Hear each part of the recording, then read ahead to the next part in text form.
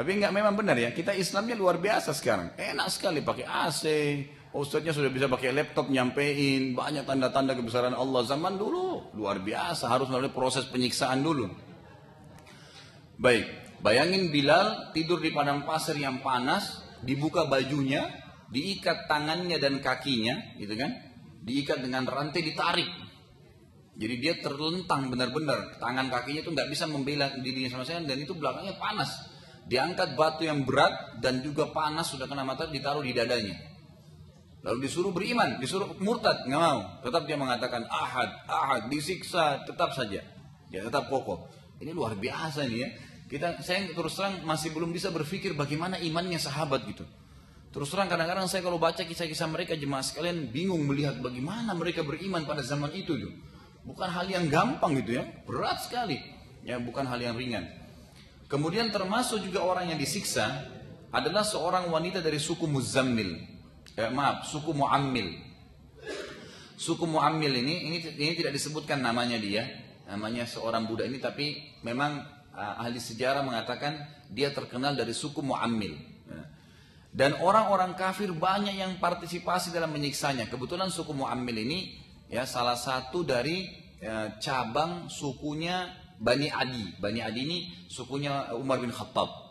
Nah, Umar ini belum masuk Islam waktu itu. Anda tahu apa yang Umar buat waktu itu? Umar ini datang partisipasi menyiksa budak ini. Gitu. Yang pada saat itu belum masuk Islam beliau. Umar lalu menyiksanya sampai Umar bosan. Tapi nggak disebutin apa siksaannya gitu kan. Bila Umar sudah bosan, ia berkata pada budak itu, aku berhenti hari ini menyiksamu karena bosan. Tapi aku akan kembali lagi besok. Lalu ia kembali keesokan harinya untuk menyiksa budak itu. Apa yang terjadi? Budak itu tetap sabar. Lalu dia mengatakan apa? Allah lah yang telah membuatmu seperti ini. Ini perempuan budak ini bilang, Allah yang buat kamu seperti ini. Ada satu kalimat bijak di mas, kalian pernah saya dapatkan dari salah satu kerabat saya, tidak sengaja gitu dia bilang. Jadi ada sedikit musibah yang terjadi gitu kan. Ada beberapa orang yang sempat bisnis kemudian bangkrut, ada masalah, terlilit dan segalanya. Lalu dia mengucapkan kalimat bijak gitu. Dia mengatakan, sebenarnya kejadian-kejadian ada orang yang mengambil uang kamu ini, ada orang yang belum bayar ini Allah yang sudah atur, tanda kutip. Ada sebuah rekayasa Allah di situ. Kamu lihat, sabar nggak jalanin, toh prosesnya akan kita lalui kan gitu. Sabar nggak? Kalau kita yakin kita punya Tuhan dan dia punya Tuhan, tidak akan ada masalah. Dan ini terjadi para sahabat. Sahabat ini memahami, sangat yakin ada Tuhan Allah, nggak mungkin. Dan subhanallah, kata para ulama, tidak ada orang yang bersabar karena Allah kecuali Allah akan berikan kekuatan. Jadi Bilal di sini pada saat sabar dengan batu panas itu bukan berarti seperti kita sekarang mungkin kalau kita ragu, enak kayak disiksa ya, gimana, enggak. Memang Allah berikan pada saat dia sudah terima itu, Allah mudahin buat dia. Sama dengan wanita ini yang kalimatnya luar biasa gitu. Di antara juga yang disiksa adalah sahabat Nabi yang mulia bernama Yasir radhiyallahu anhu dan istrinya Sumayyah, yang kebetulan waktu itu Sumayyah dalam keadaan hamil. Yasir dan Sumayyah ini jemaah sekalian adalah budaknya Abu Jahal. Budaknya Abu Jahal. Abu Jahal yang menyiksa mereka. Dan mereka berdua punya anak bernama Ammar. Ammar ibn Yasir. Kalau anda pernah dengar nama sahabat mulia ini Ammar bin Yasir. Yang Allah panjangkan umurnya sampai mendekati 100 tahun baru meninggal radhiyallahu anhu. Jadi sahabat yang mulia sekali. Belum meninggal di zaman Ali radhiyallahu anhu. Jadi sudah melewati Islam, masa Islam pertama, zaman Nabi, zaman Abu Bakar, zaman Umar, zaman Uthman, zaman Ali baru beliau mati, gitu kan. Ini kebetulan ada kisah sendiri dia sama ayahnya sama ibunya. Yang disiksa oleh Abu Jahal pada saat itu yang akhirnya Abu Jahal pertama sekali membunuh Sumayyah. Sumayyah ini waktu itu dalam keadaan hamil ya.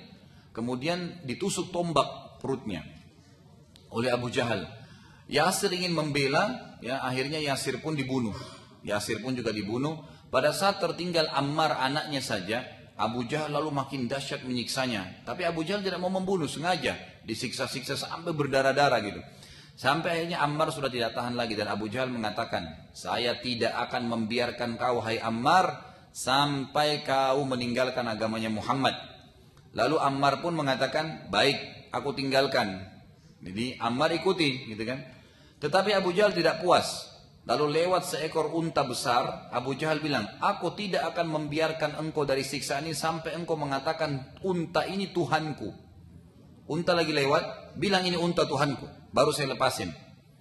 Maka Ammar radhiyallahu anhu pun mengikuti karena sudah tidak tahan lagi dengan siksaan dan sakit luar biasa, orang tuanya sudah meninggal di sebelahnya gitu kan. Setelah itu Abu Jahal meninggalkannya. Apa yang terjadi? Ammar sangat menyesal, lalu beliau menyampaikan penyesalannya pada Nabi SAW. Lalu Nabi SAW berkata, bila engkau disiksa lagi besok, maka ucapkanlah. Kenapa? Karena ternyata Ammar waktu mengucapkan unta ini Tuhan saya, itu bukan dari hatinya, karena terpaksa. Nah, karena terpaksa. Dan Anda perlu tahu jemaah sekalian, Ammar pada saat itu umurnya 9 tahun. Waktu disiksa itu 9 tahun. Nah, ini luar biasa ya. Umur 9 tahun disiksa bisa kokoh dalam Islam itu luar biasa sahabat. Luar biasa radhiyallahu anhum, ini luar biasa. Lalu kisah Ammar ini diceritakan oleh Allah. Turun ayat gara-gara Ammar. Umur 9 tahun ini surah An-Nahl. Urutan 16 ayat 106. Urutan 16 ayat 106. Ini kalau seandainya ada orang muslim yang ditangkap oleh orang kafir, gitu kan? Kemudian mereka disiksa dan diharuskan mengucapkan kalimat kufur, tapi hatinya tidak ikut, cuma lisannya, maka itu dimaafkan oleh Allah SWT seperti kasus Ammar radhiyallahu anhu. Ayatnya bunyinya a'udzubillahi minasyaitonirrajim, man kafara billahi min ba'di imanihi illa man ukriha wa qalbuhu mutmainnun bil imani walakin man syaraha bil kufri sadra fa alaihim ghadabun minallahi wa lahum adzabun adzim. Barang siapa yang kafir kepada Allah sesudah dia beriman, dia mendapatkan kemurkaan Allah. Orang yang sudah beriman murtad, maka itu murkahnya Allah sama dia besar. Kecuali orang yang dipaksa kafir, padahal hatinya tetap tenang dengan iman, dia tidak berdosa. Akan tetapi orang yang melapangkan dadanya untuk kekafiran, maka kemurkaan Allah akan menimpahnya dan baginya azab yang besar. Juga diantara siksa orang-orang Quraisy yang masyhur dalam buku-buku sejarah adalah kepada seorang wanita yang bernama Zarirah radhiyallahu anha. Ini disiksa sampai matanya buta. Sampai matanya buta, ya, dipukulin sampai matanya buta. Maka pada saat buta, orang-orang Quraisy yang menyiksanya mengatakan ia telah dibutakan oleh Al-Lat wal Uzza. Jadi matanya sudah berdarah-darah, udah nggak melihat. Lalu mereka mengatakan ini Al-Lat wal Uzza, dua patung besar yang mereka sembah yang telah membutakan. Ya. Lalu Allah Subhanahu Wa Taala tiba-tiba mengembalikan penglihatan Zarirah yang akhirnya membuat orang Quraisy ketakutan dan meninggalkannya. Tiba-tiba melihat pada saat itu gara-gara ucapan kalimat tersebut. Tapi ini luar biasa, seorang wanita disiksa seperti ini sampai buta tetap kokoh dalam imannya. Ya, kita sekarang muslimahnya baru disitu tutup aurat saja susahnya luar biasa. Ya. Gimana kalau sudah diancam dengan pedang, sudah dicambuk, udah luar biasa. Ya.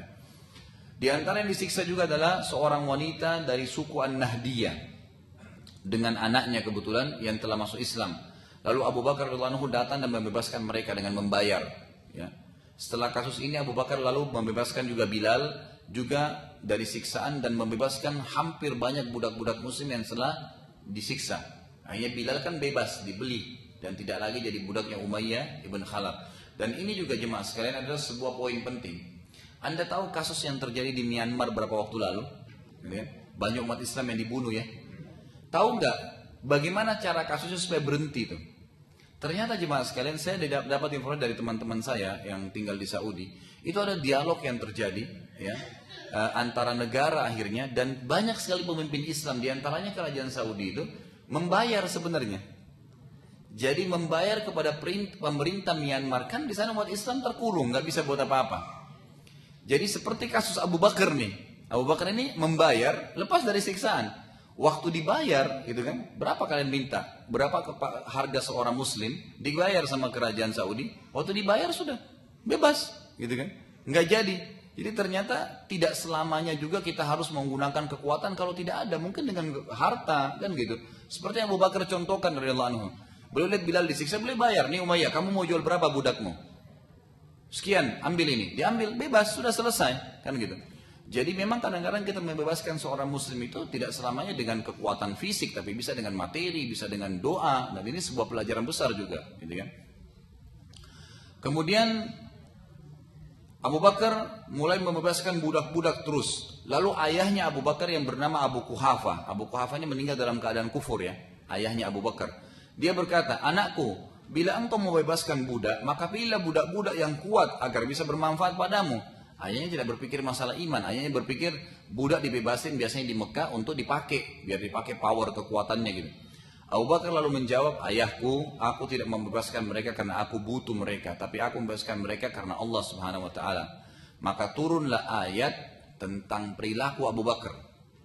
Ini jadi sahabat turun, kasus perilaku mereka yang dimuliakan oleh Allah itu dipuji oleh Allah. Dalam surah Al-Lail, urutan 92 dalam Al-Quran ayat 21 yang selalu Bapak Ibu baca, wala saufa yarda. Jadi pasti nanti Allah akan balas tuh Abu Bakar di hari kiamat dan dia akan sangat puas dengan balasan itu. Allah akan balas perilaku pembebasan budaknya tadi. Termasuk orang yang paling berat siksaan dari kaum muslimin adalah Khabbab ibn Arad radhiyallahu anhu. Ini seorang budak juga yang luar biasa, beliau sabarnya gitu. Tepatnya pada zaman khilafah Umar radhiyallahu anhu, kita ceritakan ini riwayatnya dulu, kita majukan ke depan. Di zaman khilafahnya Umar, setelah Nabi meninggal, setelah Abu Bakar meninggal, itu di zamannya Umar jadi khalifah. Pernah Khabbab sedang duduk, lalu Umar bertanya padanya, wahai Khabbab, siksaan apakah yang paling pedih yang pernah engkau alami dari Quraisy waktu dulu di Mekah? Ini sudah jauh ya di zaman Umar. Khabbab lalu berkata, demi Allah wahai Amir Mukminin, belum pernah aku mengalami siksaan sepedih ini. Lalu Khabbab radhiyallahu anhu memperlihatkan belakang tulangnya, jadi punggung belakangnya, ya, yang terdapat pada punggungnya itu ada lubang yang dalam, itu dari tulang ekornya sampai ke lehernya, lubang dari bawah sampai ke atas gitu. Waktu melihat kejadian tersebut, dan itu hitam seperti kena luka bakar, jadi sudah lubang naik ke atas gitu, dari bawah tulang ekor sampai ke punggungnya, dan warnanya hitam, kena seperti luka bakar. Umar lalu heran sambil menangis. Umar berkata, demi Allah, aku belum pernah melihat kejadian seperti ini dan ini sangat menyedihkan. Bagaimana kejadiannya? Khabbab menceritakan, mereka memanaskan batu sampai memerah karena panasnya. Dibakar batu itu sampai memerah, dan batu itu tajam. Ya, dipanasin sampai merah. Lalu mereka meletakkan batu itu di atas tanah, kemudian aku ditarik dengan keras sambil terbaring, dan akhirnya tubuhku bagian belakang melewati batu panas itu. Itu siksaan yang luar biasa.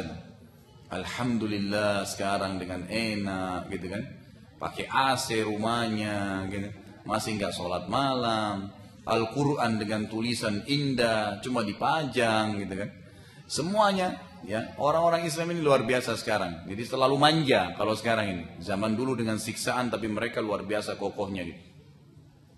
Jadi kita harus ambil pelajaran dari masalah-masalah seperti ini, jemaah sekalian. Perlakuan Quraisy ini sangat menyakitkan, yang akhirnya membuat Khabbab radhiyallahu anhu mendatangi Nabi SAW pada saat itu, dan beliau berkata pada Nabi SAW yang Nabi sedang berlindung di depan Ka'bah. Ini bayangin ya, Khabbab sudah bolong tuh belakangnya, tidak meninggalin agama Islam. Terus sudah disiksa, dilepasin, dia pakai bajunya, dia datang ke Nabi. Nabi lagi depan Ka'bah. Apa yang dia keluhkan? Dengarkan. Dia mengatakan, wahai Rasulullah, Quraisy sudah menyiksa kami luar biasa. Lalu Khabbab memperlihatkan lukanya. Nabi lihat luka itu, dibukain. Ini lihat ya Rasulullah, masih terbakar nih luka saya. Sampai seperti ini. Apa yang kata Khabbab? Mintalah pada Allah memberikan kemenangan dari kejahatan Quraisy ini. Apa jawaban Nabi? Dengar ini di awal-awal Islam ya. Luar biasa gitu. Kalau saya melihat ini sahabat-sahabat di Mekah ini sahabat pilihan. Bukan sembarangan gitu. Makanya jumlahnya waktu itu, waktu Nabi SAW saja akan hijrah cuma 70 atau 83 orang yang masuk Islam. Kayak orang-orang terpilih aja gitu. Mendengarkan hal tersebut, Nabi SAW lalu menjawab, wahai Khabbab, sesungguhnya orang-orang sebelum kita yang beriman, itu digalikan untuknya lubang di tanah. Lalu ia ditanam di dalamnya hingga kepalanya saja yang kelihatan. Ini orang-orang sebelum kita yang beriman. Lalu didatangkan gergaji yang digunakan untuk membelah dua kepalanya. Sudah ditanam sampai di lehernya, kepalanya dibelah lagi, tambah nggak bisa gerak. Itu luar biasa siksaannya. Juga seseorang dari mereka dicabit-cabit dagingnya, sengaja dicuil-cuil, daging lagi hidup, masih hidup. Dari tulangnya dengan besi yang keras. Tidaklah itu semua membuat mereka meninggalkan agama mereka. Itu luar biasa imannya orang-orang. Demi Allah wahai Khabbab, pasti Allah akan memenangkan dan menyempurnakan agama ini. Sampai-sampai seorang wanita akan berani menunggangi kuda sendirian dari San'a. San'a itu ibu kota Yaman sekarang. Ke Hadramaut. Ya, Hadramaut ini nama wilayah lain di Yaman. Itu kurang lebih jaraknya sekitar 600 km. Nabi bilang apa? Demi Allah, Allah akan memenangkan agama ini dan menyempurnakannya sampai wanita jalan naik kuda sendiri dari San'a ke Hadramaut 600 kilo. Dan dia tidak akan takut kecuali kepada Allah. Tetapi kalian kaum yang tergesa-gesa. Ya, jadi artinya betul seperti sekarang umat Islam di mana-mana bebas hidup, gitu kan? Cuma butuh sabar saja. Ya, kadang-kadang cobaan itu datang. Makin hari siksaan Quraisy makin banyak kepada kaum muslim dan makin berat sampai sahabat Abu Bakar radhiyallahu anhu dan lain-lain juga termasuk disiksa. Maka Nabi SAW mengumpulkan para sahabat dan beliau berkata, barang siapa di antara kalian ingin hijrah, maka telah diizinkan untuk kalian. Maka orang yang pertama hijrah dari sahabat Nabi adalah Utsman bin Affan radhiyallahu anhu bersama istrinya Ruqayyah binti Muhammad sallallahu alaihi wasallam. Dan Nabi SAW mengatakan orang yang paling pertama hijrah di jalan Allah setelah Lut alaihissalam adalah Utsman. Radhiyallahu anhu. Jadi kurang lebih bahasan kita sampai sini. Kalau ada yang mau bertanya silahkan.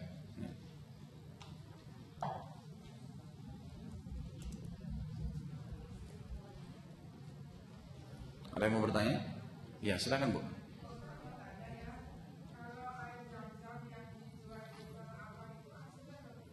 Allahu a'lam. Kalau saya penjualnya, mungkin saya bisa bilang, saya bisa jawab gitu kan? Iya. Saya sebenarnya juga punya toko. Saya punya toko jual zam-zam di daerah Kalibata. Tapi memang saya tidak pernah ambil dari Tanah Abang. Saya ngambilnya memang langsung dari Saudi, gitu kan? Ya. Itu di Kalibata City, Bu. Ya, di Kalibata. Ya, di yang apartemen itu di bawahnya ada mall, saya buka tempat di situ. Ada restoran sama ada toko Timur Tengah. Di antaranya itu ada zam-zam dan kurma. Memang kebanyakan jemaah saya yang ambil dari situ karena memang saya khawatir. Kemarin ada teman saya itu punya alat dan sempat mengambil beberapa galon dari Tanah Abang, kemudian di tes gitu kan, itu ternyata ada campuran dan banyak campurannya gitu. Memang banyak orang yang tidak bertakwa pada Allah dan berbahaya sekali gitu ya, berbahaya sekali. Ya, iya, toko Ajwad namanya Bu. Ya. Baik, masih ada yang lain? Iya, silakan Pak. Waalaikumsalam warahmatullahi wabarakatuh.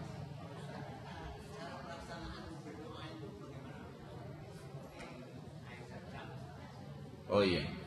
Jadi cara berdoa pada saat minum zam-zam seperti apa? Bebas saja Pak sebenarnya. Tidak ada tata cara khusus gitu kan. Kalau Bapak bisa minum zam-zam sambil menghadap kiblat lebih baik. Ya, sebelum minum, ya, sesudah minum berdoa tidak ada masalah. Yang penting diniatkan dalam hati, saya minum zam-zam ini untuk dikabulkan permintaan ini. Dan saya sudah ucapkan tadi Bapak Ibu sekalian, usahakan tetap ada di rumah. Dan jangan, ini banyak sekali jemaah haji dan umroh saya jemaah sekalian, itu kalau saya bicara tentang zam-zam, waktu saya sudah jelasin fadilahnya, banyak ya hadis berhubungan dengan zam-zam itu, belum kita bahas semua.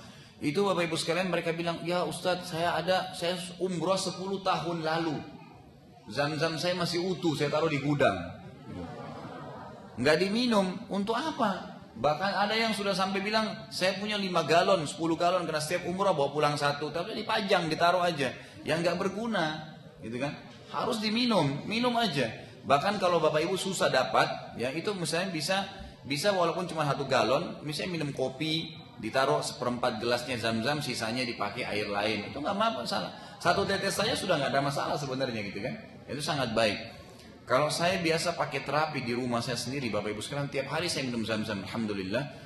Tiap hari itu pasti saya konsumsi zam-zam semampunya. Jadi kalau biasanya normalnya kita konsumsi 1 liter sampai 3 liter air, maka saya usahakan 1 liter itu sampai 1,5 liter zam-zam yang saya konsumsi.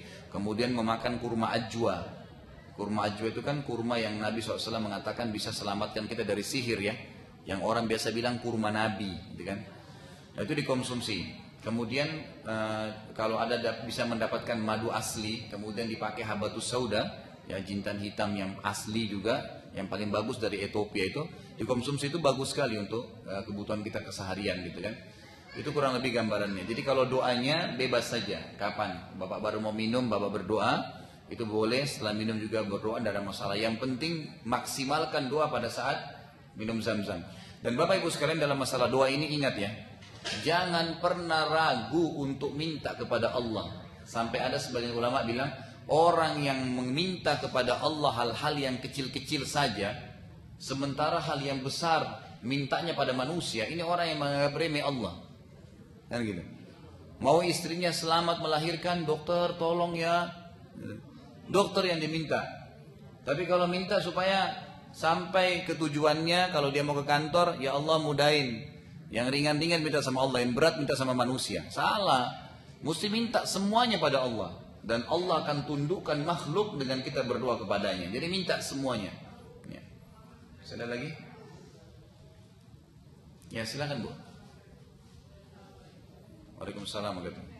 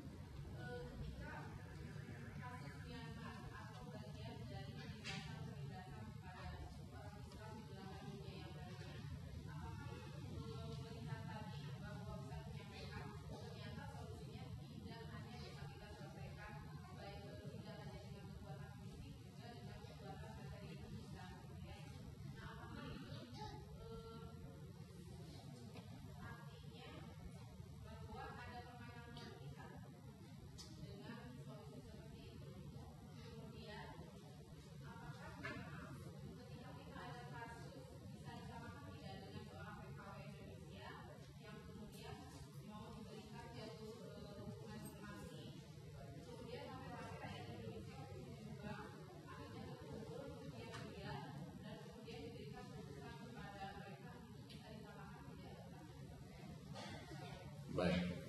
Pertanyaan pertama, Bapak Ibu sekalian, tentang apakah Allah memberikan potensi itu pada manusia. Sebenarnya tadi saya sudah berikan penjelasannya. Penjelasannya kan tadi saya katakan, Allah tidak pernah memaksa kita. Allah tidak pernah memaksa. Allah menciptakan kebaikan dan keburukan serta menggantungkan balasan pada keduanya. Sholatlah, ibadahlah, ya. Amanah, tanggung jawab, berbuat baik sama orang tua, berbuat baik dengan tetangga, pokoknya semua yang baik-baik, ini pahala masuk surga. Surga itu begini, bebas, silakan, yang mau lakukan silakan. Ini riba, ini zina, ini ganggu orang, ini zalim, ini segalanya, nggak boleh ya, haram, dosa, hukumannya ini, dan masuk neraka itu begini, dirincikan semua. Bebaskan, Allah SWT berikan kebebasan, tidak ada paksaan di situ. Jadi pada saat ada orang di zaman sekarang, mereka menolak dakwah. Pada saat kita sampaikan dakwah, mereka menolak. Itu memang pilihan dia. Dan perlu Bapak Ibu, dan saya sudah pernah sampaikan ini. Dakwah itu targetnya adalah penyampaian dan bukan penerimaan. Ya. Jangan pernah Bapak Ibu berdakwah, targetnya supaya dia terima. Nggak bisa. Nggak mungkin itu. Nabi Muhammad SAW sendiri sering sedih dulu kalau ada orang-orang Quraisy nolak dakwah. Sampai pernah beliau pada saat lagi dakwai beberapa tokoh Quraisy, ada satu orang buta datang, lalu bilang, "Hai Muhammad, tinggalkan mereka, sampaikan kepada saya." Nabi waktu balik lihat orang ini masyarakat biasa. Maksud Nabi, tunggu sebentar, saya lagi dakwain orang-orang ini, tapi orang ini pada nolak gitu kan. Langsung turun apa ayatnya? A'udzubillahi minasyaitonir rajim. Abasa wa tawalla an ja'ahul a'ma wa ma yudrika la'allahu yazzakka aw yadzakkaru fatanfa'ahu dzikra. Hai, kenapa kamu malingkan wajahmu hai Muhammad? Dari orang yang sudah buta, orang yang buta datang, mungkin dia yang malah mendapatkan, mungkin dia yang ingin mendapatkan peringatan, atau mungkin hatinya tersentuh untuk mendapatkan hidayah, gitu kan? Jadi sebenarnya bebas seseorang. Yang penting targetnya kita adalah penyampaian, Bapak Ibu sekalian. Kalau kita target dakwah penyampaian, tidak pernah bosan, tidak akan pernah jenuh. Kita akan jenuh kalau targetnya penerimaan. Kenapa ya? Anak saya sudah saya nasihatin 10 tahun, tetap tidak mau. suami saya, istri saya, tetangga saya. Karena target kita dia harus terima. Tidak seperti itu. Kalau target kita dakwah penerimaan, maka tidak akan ada orang yang menolak dakwah Nabi Sallallahu Alaihi Wasallam. Tapi memang penyampaian. Ma'alaika illal balagh. Tugas kita menyampaikan. Sisanya itu terserah Allah. Nabi Lut alaihissalam selama beliau hidup dan menikah dengan istrinya, mendakwai istrinya sampai detik terakhir, tapi tetap nggak mau, maka Allah siksa istrinya bersama dengan kaum Lut. Nabi Nuh alaihissalam sampai akan meninggal, sudah mulai banjir, Nabi Nuh sudah mengatakan kepada anaknya, ya, berimanlah wahai anakku, ya, ini Allah sudah murka, banjir sudah mulai kelihatan, hujan sudah turun. Dia bilang, anaknya bilang apa? Tidak, saya tetap akan naik ke gunung untuk menyelamatkan diri saya. Maka kata Allah, tidak ada, kata Nabi Nuh, tidak ada bisa selamat hari ini. Dia bilang tidak. Maka akhirnya air datang dan menenggelamkan anaknya. Nabi Nuh di atas kapal sedih. Nabi Nuh mengatakan, ini anak saya Allah, innahu min ahli, ini keluarga saya. Wah, dan engkau sudah janji kamu benar. Maksudnya tolonglah dia gitu. Apa kata Allah? Itu bukan anakmu lagi hai Nuh. Karena amalnya bukan amal yang benar. Dia salah. Walaupun kerabatmu, tugas kita hanya menyampaikan. Apa yang terjadi? Allah mengatakan, Inni u'iduka an takuna minal jahilin, dan saya berharap kamu selamat hai Nuh dari sifat orang-orang jahil. Maksudnya jahil apa? Kata ulama tafsir, jangan kamu protes aku, kata Allah. Sudah nyampein saja, selesai. Kalau Allah sudah tidak kasih hidayah, berarti sudah, gitu kan? Itu urusan Allah Subhanahu wa taala. Apalagi Allah berikan kebebasan, memang dia yang pilih sendiri. Dia yang enggak mau. Dia memang yang tidak mau. Siapa tadi yang datang ke majelis taklim ini, dia mau sendiri. Allah nggak pernah tarik tangannya kok. Yang tidak mau hadir pun di sini bebas, silahkan. Ibu-ibu di belakang sana yang mau buka auratnya, nggak ada yang larang. Siapa? Orang cuma bilang kenapa, tapi dia punya hak, dia lakukan apa saja. Cuman Allah sudah sampaikan haram loh ya, nggak boleh, kan gitu. Ini nggak bisa, jadi harus ya dia dari dia sendiri gitu. Kurang lebih seperti itu gambarannya tentang pertanyaan pertama. Pertanyaan kedua. Ini sebenarnya masuk dalam masalah jihad, ya, bab jihad tadi bahasannya itu. Allah mengatakan, ya, kita disuruh berjihad bi amwalikum wa anfusikum, dengan harta dan jiwa kalian. Di antaranya jihad dengan harta itu jemaah sekalian memberikan senjata, persiapan pasukan, persiapan pangan makanannya gitu kan. Itu semua dibiayai. Juga termasuk pembebasan tawanan kaum muslimin. Jadi kasus sebenarnya di Myanmar itu seperti tawanan, ya, kaum muslimin yang dibebasin dengan tebusan, karena pada saat itu tidak ada bagaimana caranya bisa menembus negara itu, sementara umat Islam tiap hari dibantai, ya, itu tidak semudah itu. Maka dengan kasus ditransferkan uang dan ditebus, itu selesai masalahnya, habis gitu kan. Itu kasus kalau terjadi umat Islam disandra. Kalau tadi ditanyakan tentang masalah TKW, beda sekali bahasannya. Itu bukan masalah jihad. Bapak Ibu sekalian, ini kebetulan kena ditanya. Kita, dan sudah pernah saya jelaskan poin ini Bapak Ibu sekalian. Negara kita, negara termasuk yang paling banyak mengirim tenaga kerja ke Saudi, kan gitu. Anda perlu tahu dulu satu hal, Saudi ini ada Mekah dan ada Madinah. Apa Mekah dan Madinah di mata orang Islam? Saya ingin tanya Bapak Ibu sekalian. Kota suci, pusat Islam. Jadi siapapun yang ingin mencari kesalahan Islam digerogotin dari pusatnya tuh. Jadi apapun yang bisa salah dari sana dicari jalan, apapun sifatnya, gitu kan? Di antaranya di Indonesia sebenarnya itu kasus-kasus pegawai atau tenaga kerja kita. Bapak Ibu sekalian, kasus kalau kita bahas 2 poin di sini. Pertama sekali, Mekah dan Madinah serta sekitar Saudi itu bukanlah surga dan bukan semuanya Abu Bakar dan Umar. Seperti zaman Nabi SAW ada Abu Jahal, ya, ada Abu Lahab, sampai sekarang masih ada itu. Di Mekah itu ada orang yang tidak sholat loh Bu. Di Madinah ada orang yang tidak sholat. Saya pernah diantar sama salah satu orang yang saya kenal di Mekah. Itu saya mau ke Haram, diantar pakai mobilnya. Itu pada saat sampai dia nggak parkir sholat. Saya tanya, nggak turun? Nggak, saya cuma di drop aja, dia pergi. Loh kenapa kok nggak sholat 100.000 pahala di depan mata gitu kan? Tapi ada orang yang seperti itu. Ya, bahkan saya dikaitkan dengan dosen saya mengatakan, kenapa ente harus heran?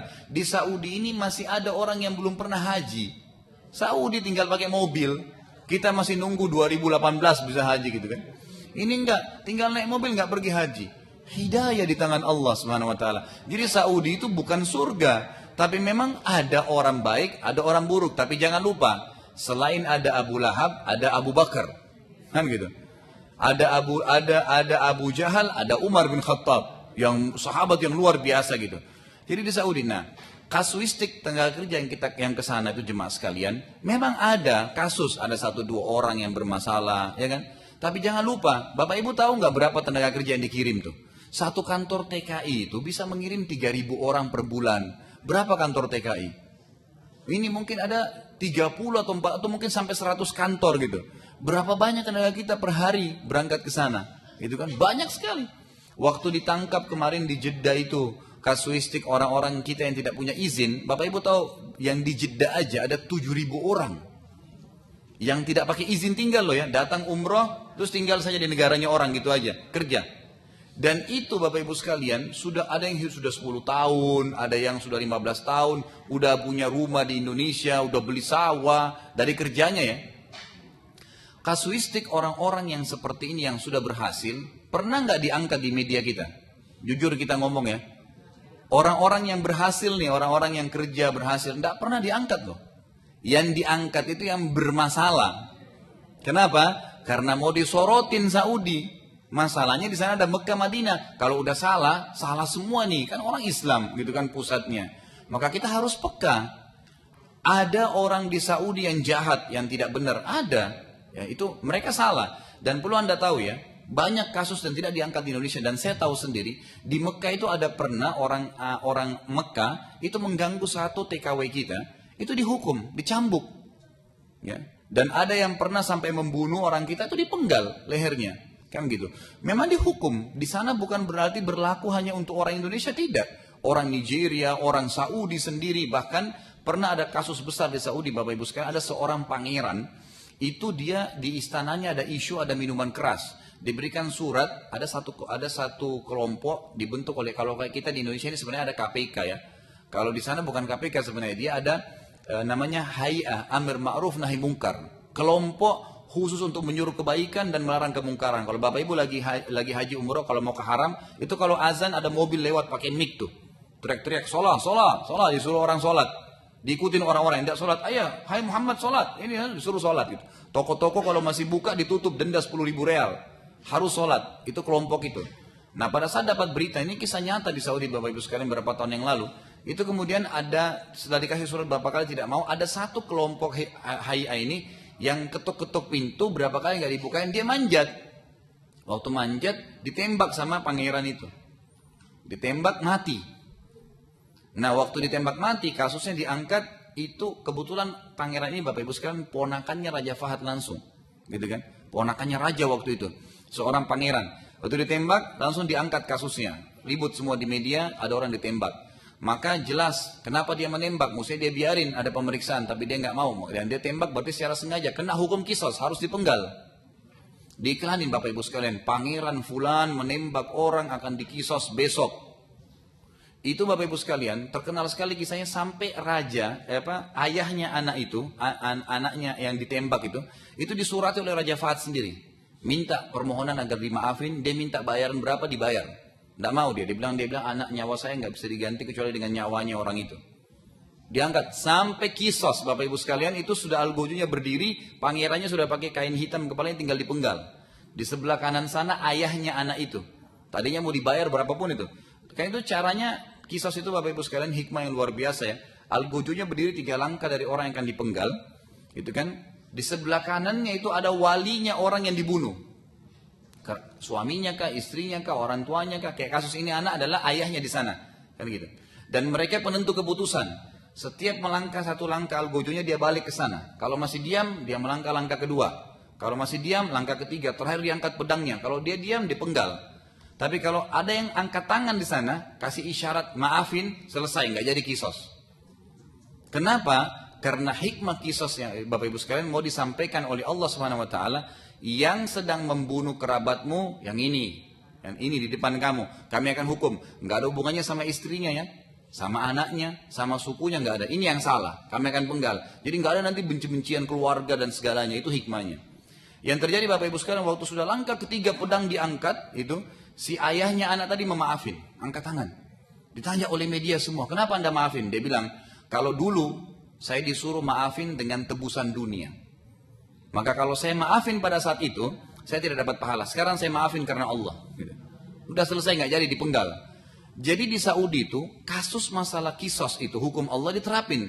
Kalau saya, mohon maaf ya, kalau ada orang kita yang membunuh, kemudian dikisos, kalau dia muslim, kalau bagi saya lebih baik. Kenapa? Karena dia tidak akan dapat dihukum oleh Allah pada hari kiamat. Dia sudah selamat secara hukum Allah dari hukuman. Kan gitu. Kalau orang di penjara, apakah dia sudah mencuri nih, dia di penjara, apakah dia akan selamat dari hukuman Allah hari kiamat? Enggak. Karena hukum Allah dipotong tangannya, kan gitu. Tapi kalau dia dikisos, memang sudah ajalnya datang. Kan gitu. Mau dia ditabrak mobil kah, mau tidur di atas ranjang, mau dikisos, tetap sama. Ajalnya sudah datang. Dan bahkan Bapak Ibu sekalian, ajal itu bukan hanya pada diri kita. Semua benda. Pernah ada sahabat jemaah sekalian, itu pembantunya pecahin piring. Melapor ke Nabi. Nabi dengar, dia marah-marah dengan pemilik. Kata Nabi apa? Jangan kamu marah dengan dia, karena piring itu punya ajal sebagaimana kalian punya ajal. Artinya kalau nggak pecah di tanganmu sekarang akan pecah di tangan pembantumu. Kalau bukan pembantu orang lain pasti akan sudah saatnya. Anda naik motor pecah ban motornya, memang sudah ajalnya, nggak usah ngomel-ngomel. Ganti ban baru, ada ajalnya itu. Semua ada ajalnya. Jadi dia meninggal karena sudah ajalnya. Masalah kasuistik dia dihukum, meninggal dalam keadaan dikisos. Bapak Ibu sekalian, itu adalah sesuatu yang biasa saja, gitu kan? Karena Bapak Ibu kalau masih ingat, mati itu hanya satu.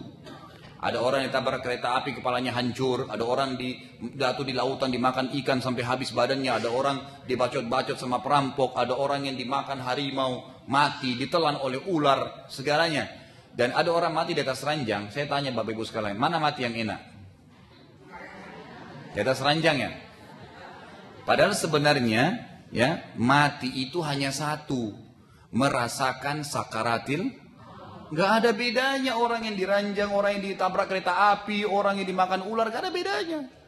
Itu cuma cara mati, mekanisme mati saja. Bisa saja orang yang ditabrak kereta api lebih baik matinya dibandingkan orang di atas ranjang, karena ini mukmin ini kafir, gitu kan? Itu hanya prosesi kematian, nggak ada hubungannya, nggak usah khawatir dengan mati itu.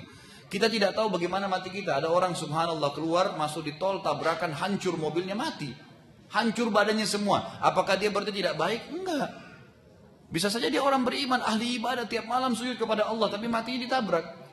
Itu sebuah proses kematian saja. Dan itu bukan berarti kita nilai buruk atau baiknya dari situ, kan gitu. Jadi kalau saya lihat Allahu alam, kalau ada orang kita dihukum sebenarnya, itu berarti memang karena ya itu hukum Allah sedang diterapkan. Dia membunuh. Anda tahu kasus yang terakhir itu yang ribut sekali masalah TKW kita di Kisos itu kan?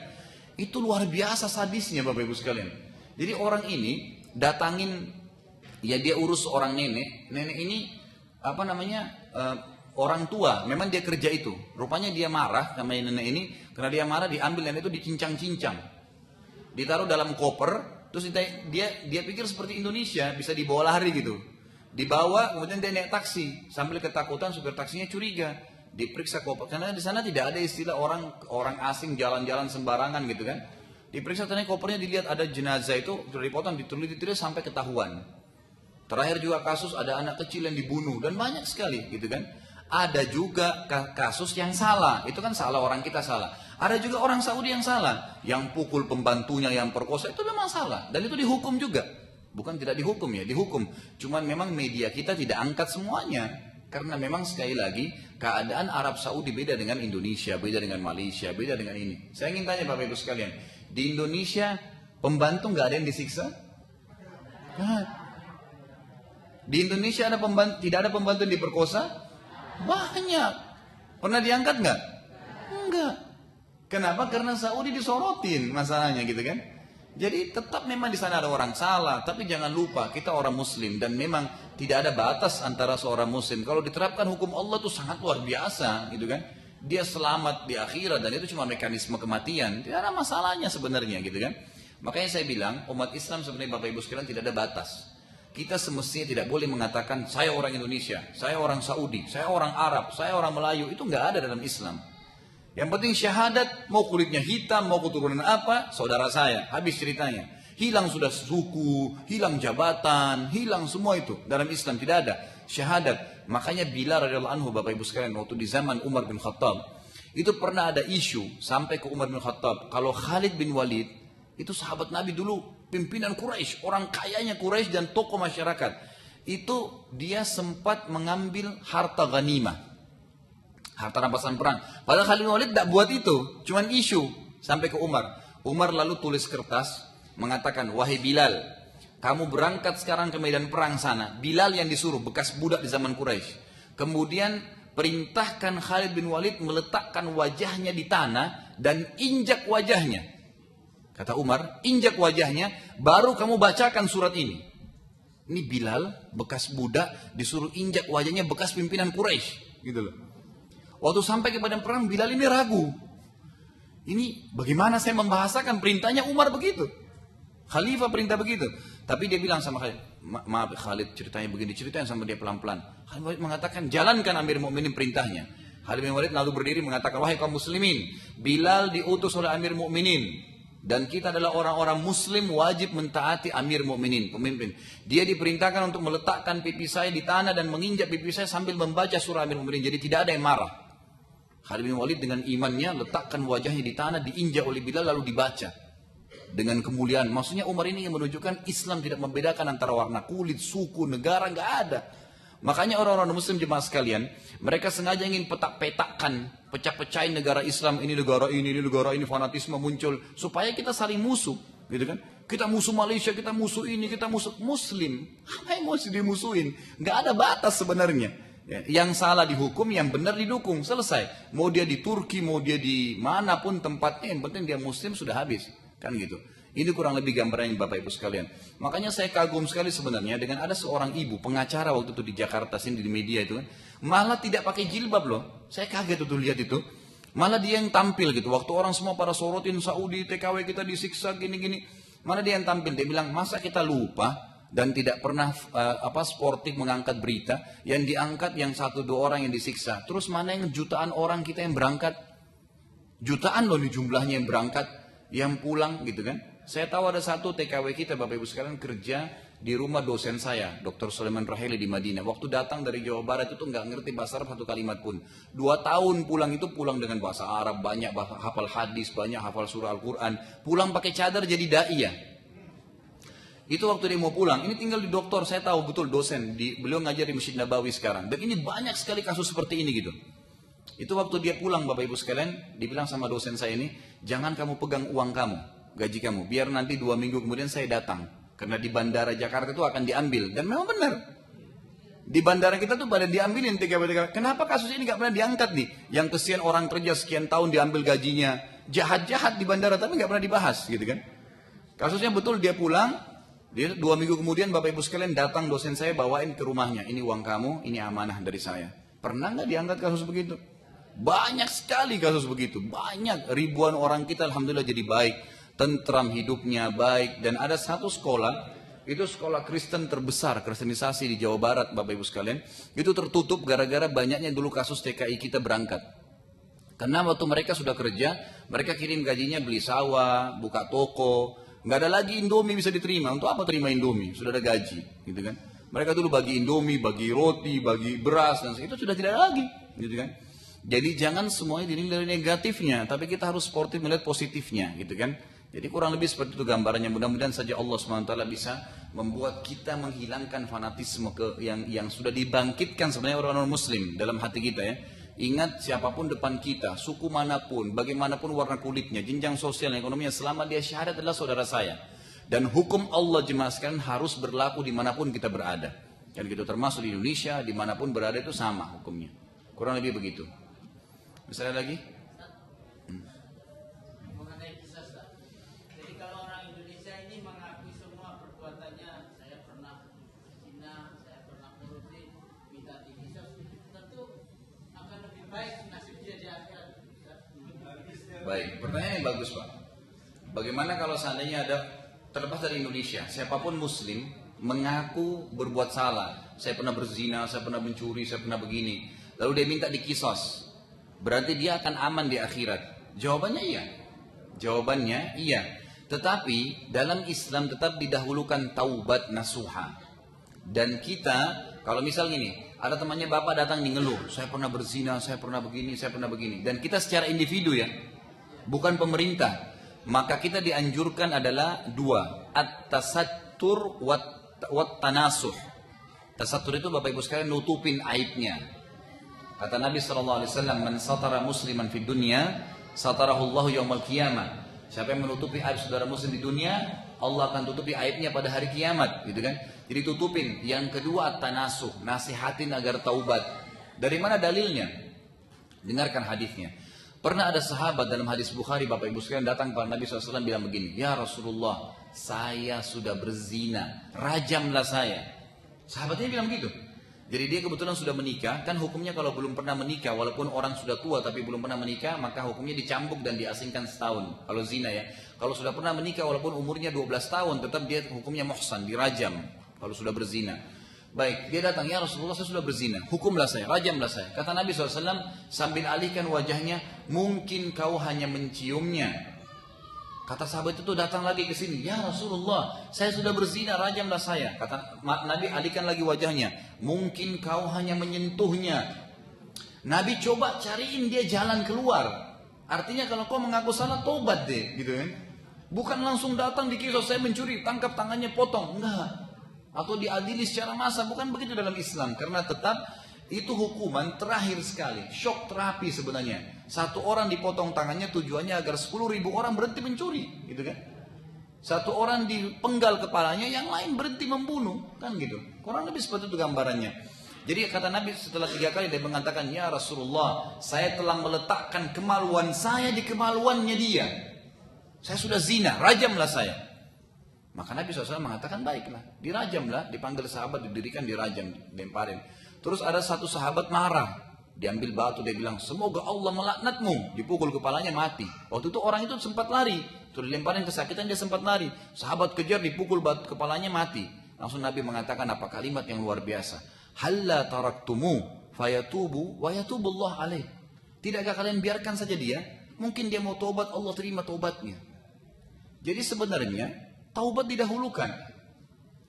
Kecuali pada saat Anda memang seorang pemerintah, memang punya kekuatan power pemerintahan gitu kan, hukum, yang memang pada saat orang ini dihukum, kayak orang koruptor kan gitu, daripada dia ditembak sana sama sniper misalnya, dipenggal lehernya gitu kan. Nah itu kasusnya kan sama, membunuh, tapi tujuannya untuk memberikan pelajaran gitu kan, pelajaran kepada dia. Maka kalau kasuistiknya memang itu pemerintah dan punya power, lain. Dan memang dia lihat ada maslahatnya di situ kan, ada masalahnya. Itu di Saudi sekarang Bapak Ibu sekalian, sampai hari ini penjaranya penuh dengan penjahat. Banyak orang yang narkoba gitu kan. Dari Pakistan itu banyak sekali orang yang bawa obat-obatan tuh, narkoba. Sampai pernah ada satu orang kasus Bapak Ibu sekalian, itu sampai dikisos ya, karena dia membuat kerusakan di muka bumi. Kakinya sengaja ditabrakin sama dia di Riyadh. Terus akhirnya kakinya satu rusak, diamputasi pakai kaki palsu. Nah kalau dia pakai kaki palsu Bapak Ibu sekalian, itu kan tidak diperiksa kalau lewat di bandara. Ternyata dia pulang ke Pakistan, dimasukin obat-obatan sama dia, narkoba, dipakai. Lewat, masuk 2 kali, 3 kali. Karena dia sudah dapat untung banyak, kemudian dari situ dia jual, kan gitu. Sekali dia ketahuan Bapak Ibu sekalian. Ketahuannya kapan? Subhanallah, dengan izin Allah, Allah bongkar dengan satu petugas imigrasi bilang, maaf, diperiksakan. Sudah, kok ini orang asing bolak-balik 3 bulan sekali, 2 bulan sekali, tanda tanya gitu. Biasanya mereka 2 tahun baru pulang. Ini kenapa ini? Periksa sampai kaki disuruh buka. Dia nggak mau dibuka, didapatkan narkoba itu. Itu sudah lama, sudah bertahun-tahun. Ada yang satu Bapak Ibu sekalian, narkobanya ditaruh di tangannya terus digip pakai semen tuh. Jadi nggak dibuka gitu kan? Dari polisi nggak periksa, nggak tahu. Subhanallah, dia masuk kamar mandinya baru dipel sama orang, jatuh kepleset, jatuh pecah, terbuka gitu. Allah SWT punya cara gitu. Tapi yang jelas Bapak Ibu sekalian, kesalahan-kesalahan yang kita lakukan, maka lebih baik kita tasattur, nutupin aib itu. Dan jangan ceritain ya. Jangan ada orang subhanallah sudah berzina, baru bangga ceritain lagi sama orang. Gitu. Itu salah. Kata Nabi SAW, orang yang paling buruk pada hari kiamat adalah orang yang sudah Allah tutupin aibnya, lalu dia bongkar sendiri. Tadi malam sudah zina nih, Allah tutupin, satu malam gak ada yang tahu kalau dia berzina. Besok pagi cerita sama teman-temannya, dia buka sendiri aibnya. Jangan, tutupin aib itu kan aib kita. Gitu kan? Dan dalam Islam tidak ada istilah pengakuan dosa, gak ada. Kita bukan Katolik ya. Datang ngaku, saya sudah berdosa begini, saya sudah buat begini. Nggak ada dalam Islam. Tutupin. Istighfar kepada Allah, selesai. Kalau berhubungan dosa itu dengan manusia, kembalikan haknya. Mencuri kah, menggibah kah, perbaikin namanya, kembalikan haknya, dan sambil taubat kepada Allah SWT. Jadi kisah itu adalah sesuatu yang maksimal nanti terakhir. Dan perlu juga Anda tahu Bapak Ibu sekalian, sudah pernah saya jelaskan ini, tapi saya ingatkan kembali. Kisas itu dalam Islam, Allah mengatakan dalam ayat, walakum fil qisasi hayatun ya ulil albab. Di kisas itu, potong tangan, penggal kepala, ada kemakmuran kehidupan bagi kalian. Kalau kalian pernah berpikir, Bapak Ibu sekalian, orang yang mengatakan pencuri dipotong tangannya kejam, itu orang yang belum pernah menghadapi kecurian. Coba kalau Bapak Ibu lagi pulang ke rumah, la qadarallah, terus pencurinya lagi bawa barang. Ada pisau sebelah kita, apa yang kita buat? Mungkin dilempar, bukan dipotong tangannya, dilempar sama pisau, kan gitu. Mungkin kalau kita dengar, oh si fulan yang mencuri, mungkin kalau dia tidak ada keluarganya, mungkin kerabatnya, mungkin sukunya, perang antara suku gara-gara dia mencuri. Itu kalau hukum manusia, hukum rimba, gitu kan. Tapi kalau hukum Allah tidak, tangkap dia, kasih pemerintah, dipotong. Bapak Ibu tahu kan, pernah saya jelasin potong tangan, itu malam Jumat diiklanin di Saudi. Semuanya, TV, radio, koran-koran, Fulan bin Fulan telah mencuri di toko ini, toko emas ini, di rumah ini. Ceritakan kronologisnya, dia sudah kena ayat Allah. Pencuri laki-laki, perempuan dipotong tangannya, dan jangan kalian ya menganggap potonglah tangannya sebagai balasan dari perbuatan mereka. Baik. Didatangkan besok ada mobil ambulan, ada mobil penjara, ada mobil pengadilan. Mobil penjara yang bawa dia, mobil pengadilan yang buat laporan ke kerajaan, mobil ambulan yang akan bawa dia kalau sudah dipotong tangannya. Bukan dibiarin mati di situ, gitu kan? Baik, ditaruh tangannya Bapak Ibu sekalian, dipotong sama algojonya. Dan perlu Anda tahu juga di Saudi ini, yang jadi algojo itu satu keturunan. Jadi satu suku itu semua kerjanya potong tangan saja. Yang potong kepala itu satu suku, nggak diganti-ganti, gitu. Sama yang pegang pintu Ka'bah, begitu prosesnya. Dipotong tangannya, ini telapak tangannya Bapak Ibu sekalian digantung 3 hari sampai membiru. Kira-kira kalau ada orang yang niat mau mencuri lewat di situ, kira-kira apa yang dia bilang kalau dia tangan digantung? Kalau saya mencuri tangan saya seperti itu, kan gitu. Berhenti mencuri nggak jadi. Makanya di Saudi itu sampai sekarang kalau mobil Mercy, mobil-mobil mewah diparkir pinggir jalan sampai debu-debu. Pernah lihat nggak kalau yang haji umroh? Nggak ada yang berani sentuh. Coba di Indonesia, hilang peleknya, hilang spionnya. Di lampu merah itu loh kasus kemarin, mobil Alphard itu bisa lagi lampu merah, dipatahin spionnya, lari dicuri. Subhanallah. Kalau orang begini ada kisos tangan, berhenti, nggak ada yang berani gitu. Gak ada yang berani. Kalau kita sekarang kan mencuri pagi, sogok siangnya, malamnya keluar. Selesai urusannya. Itu faktanya gitu kan. Jadi kalau kita terapkan itu luar biasa. Tapi kita dahulukan dengan tasatur tadi, dengan tanasuh, nasihatin. Kemudian kalau memang kasusnya sampai besar dan itu memang dilihat efeknya berbahaya bagi dia, memang dia seorang koruptor besar, dan itu memang lain, dikisos memang. Jadi pelajaran buat orang-orang lain. Sama juga sebagai penutup Bapak Ibu sekalian, sudah 10:30 ya. Kasuistiknya adalah, kalau seandainya ada orang yang mengatakan orang kalau dibunuh, dipenggal kepala itu kejam, itu orang juga yang belum pernah menghadapi pembunuhan. Coba bayangin kalau kita pulang ke rumah, istri kita, anak kita sudah dibunuh sama penjahat. Gimana itu perasaan kita, gitu kan?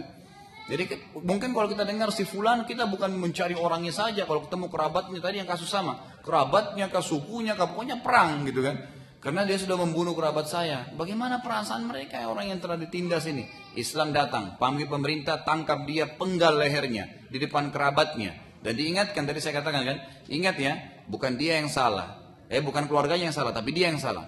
Dia bunuh keluargamu, kami akan bunuh depan matamu. Terserah mau maafin atau tidak, kan gitu. Itu kasuistiknya. Gitu. Nah nanti kalau orang ini tidak jadi dipenggal, dimaafin, maka berarti dia harus bayar denda. Dia namanya. Bayar denda, itu Al-Quran yang berbicara.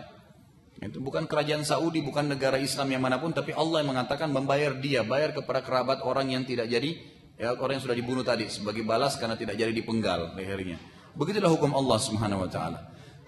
Ya mudah-mudahan Bapak Ibu sekalian, Allah Subhanahu Wa Taala membukakan hati kita untuk bisa menerapkan hukumnya dan juga menghilangkan fanatisme yang sebenarnya bukan pada tempatnya dalam diri setiap Muslim. Sehingga kita berada dimanapun di muka bumi, kita tahu kita adalah seorang Muslim, semua yang syahadat adalah saudara saya, dan tidak ada batas antara kita semuanya. Dan mudah-mudahan juga kita termasuk orang-orang yang selalu taubat kepada Allah SWT dan lebih fokus kepada akhirat dan bukan cuma dunia. serta mengambil pelajaran yang paling besar dari sejarah Nabi kita Muhammad SAW, bagaimana beliau sabar berdakwah, bagaimana para sahabat jilinya mempertahankan Islam mereka dengan siksaan dan seterusnya, sebagaimana apa yang tadi sudah kita bahas. Kalau ada benar dari Allah, kalau ada salah dari saya mohon dimaafkan. Subhanakallahumma bihamdika asyhadu an la ilaha illa anta astaghfiruka wa atubu ilaik. Wassalamualaikum warahmatullahi wabarakatuh.